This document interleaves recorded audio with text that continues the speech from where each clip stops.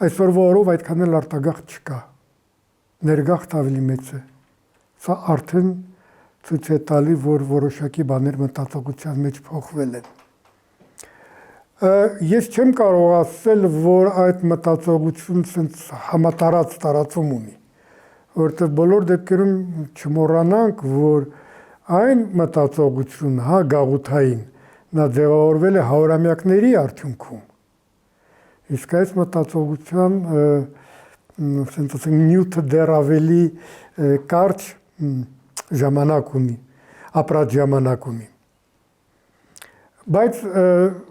մենք ամեն ինչը տեսնում ենք զարգացման մեջ, չէ, տենդենսի մեջ, սա է կարևոր, թե դեպի ուր է զարգանում։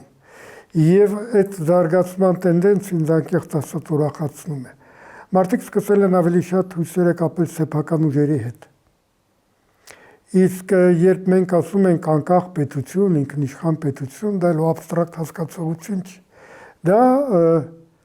անկախ մարդկանց համայնք է։ Մարդիկ, որոնք սեփական ճակատագիրը պահում են սեփական ձեռքերում։